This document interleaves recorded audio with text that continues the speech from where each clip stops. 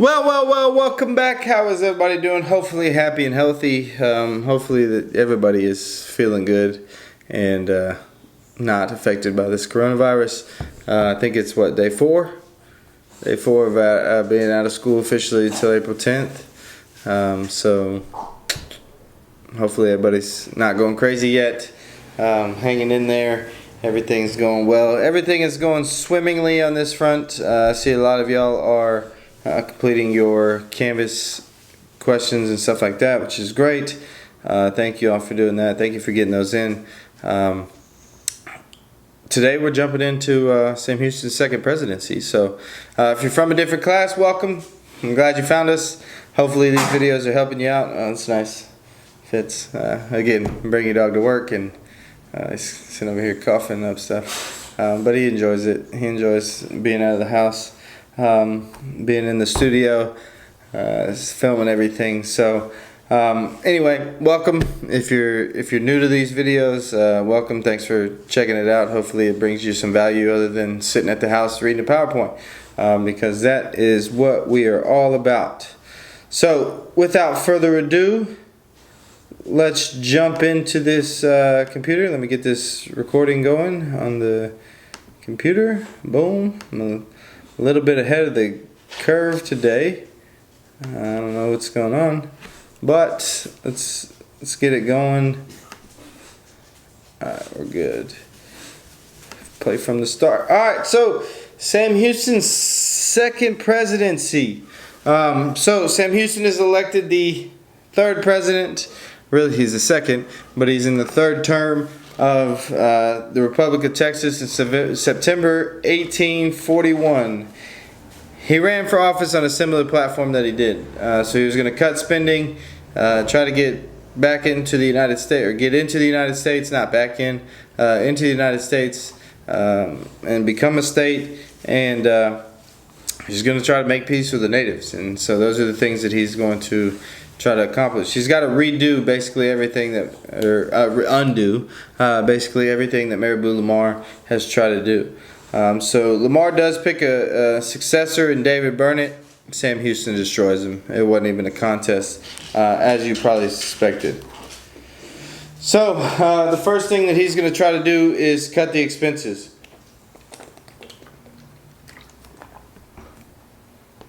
To do that, Houston and Congress are going to cut the government jobs and cut the salaries of the other jobs that are still allowed to be kept. He also tries to sell that Navy back. He tries to sell some ships, but the citizens of Galveston won't let him do that. They kind of vote that down, and so that's not going to be possible for him to do. But Congress is going to suspend payment of the debt, and everything is going to be kept in the Treasury Department. So basically, what Congress is trying to do, and what Sam Houston is trying to do, is they're trying to build up more money in the economy and in the Treasury that the state has available to them, instead of just paying everything out. So they're basically trying to boost their savings account before they start paying debt off. What the purpose is basically to have a more secure economy. That way, if something is to happen, such as this perfect example, so the government is going to have to step in and give some businesses and some people quite a bit of help with this coronavirus stuff going in there. And if they did not have that money available to them, they wouldn't be able to provide that assistance to the people, to the citizens. And so that's basically what Texas is trying to do here. They're trying to kind of make a little safety net, or a boost in the money on hand that they have, instead of just whatever they get in they pay out. So they're going to suspend the debt there. And then despite Houston trying to do all of that, trying to cut it and cut expenses and save money, whatever, the debt grows to $12 million, up from 8 that Lamar left office with. But if you think about it, if you stop paying your debt, is it going down?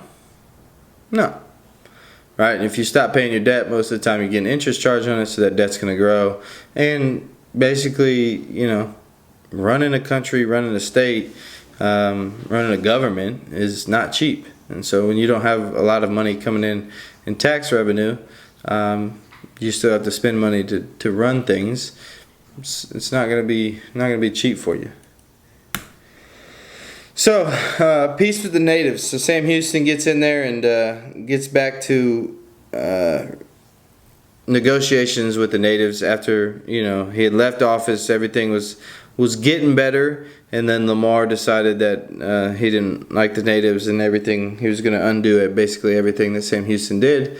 So that was all having to be redone, peace negotiate with the natives, and do all that. So Houston leads this grand council of native chiefs. I think there's like 10 native chiefs representing tribes, and they bring them all together, and they come up with a peace treaty and a trade treaty, which is going to help everybody in general. I mean, it's going to help the Texas economy. It's going to help the natives, everybody involved.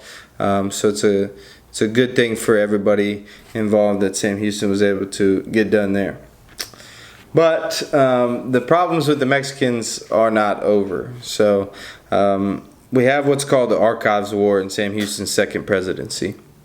In Sam Houston's second presidency, Mexican soldiers are coming into Texas, and they're kind of advancing into different cities in Texas. So the first one they hit is San Antonio in March of 1842, but then they withdrew. But nobody really knew that. It's not like today where you can pick up the phone and say, hey, the Mexicans were here and they left.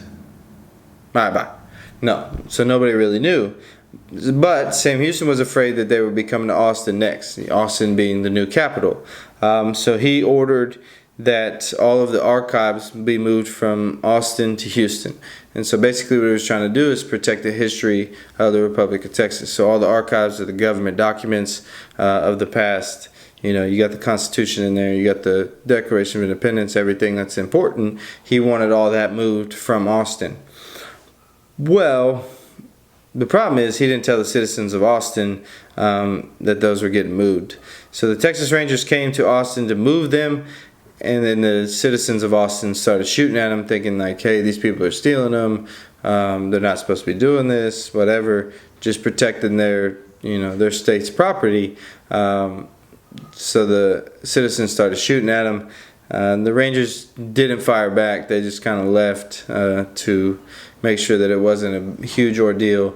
And the archives basically stayed in Austin. Now, it wasn't a big war. It's called the Archives War, but it doesn't turn out to be a huge war. But it's one of those things that did happen, and it's honestly kind of comical when you think about it. And we had the Black Soldado Creek, Texas Volunteers, led by Jack Coffee Hayes, who was the most famous Ranger, defeat 1,500 Mexican soldiers just east of the city at the Battle of Salado Creek. We also have the Mareks Petition. The Mareks Petition was Houston attempting to drive out the Mexican soldiers when he sent 700 volunteers into western Texas. So the Texans go out there and they're looking for these Mexicans, and they don't really find them. So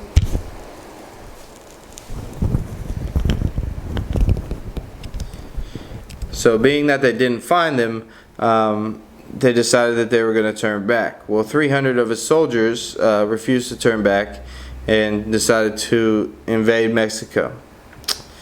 And so they choose the town of Mir to go attack first, and they run up against 900 Mexican soldiers. After 2 days of battling, the Mexican soldiers are going to the Texas soldiers are going to surrender. Now, 176 troops survived the march back to Mexico City, which is a pretty long way. The Mexicans are going to punish the Texans by executing every 10th soldier, and how they do that is they're going to put a jar of beans out there. They have black beans and they have white beans, a white bean meant prison, and a black bean meant death. So the Mexicans rigged it to where the officers were the ones that were executed. So they're going to basically have almost 2 jars, to where if you're an officer, I'm going to give you this jar and you're definitely going to pull a black bean, and if you're just a regular old guy, I'm going to give you this jar and you're going to pull a white bean, and you're just going to go to jail. So basically all the officers is going to be executed, and it's not going to be a good time for the old Mareks Petition. And that's basically it for Sam Houston's second presidency. So quick overview of it. Sam Houston and his governmental team was able to try to cut the debt, but they were able to become peaceful with the natives again, which was a major plus, and move closer and closer to annexation. So Anson Jones gets credit for annexation, which we'll talk about in the next video. But Anson Jones gets credit for annexation, but Sam Houston did much of the legwork while he was in office. But because he wasn't in office when Texas got annexed, he doesn't get the credit for it. But know that he did a lot of work to get it there. He just wasn't the one that finished it out, so he doesn't get the credit for it. But anyway, that's it. That's all for us today. Hopefully you're staying on top of your work. You're doing everything that you need to be doing, following that calendar. Everything is good to go with that calendar. Hopefully it's being a helpful tool for you to keep on top of your stuff. I know there's a lot of classes that are, kind of piling up at this point, but hopefully you are using that calendar wisely and able to be on top of your stuff. If you need me, I'm here. If you're in a different class and you need me, I'm here. Don't hesitate to ask. That's why we're here. We're going to get through it together. Y'all stay healthy. See you in the next one.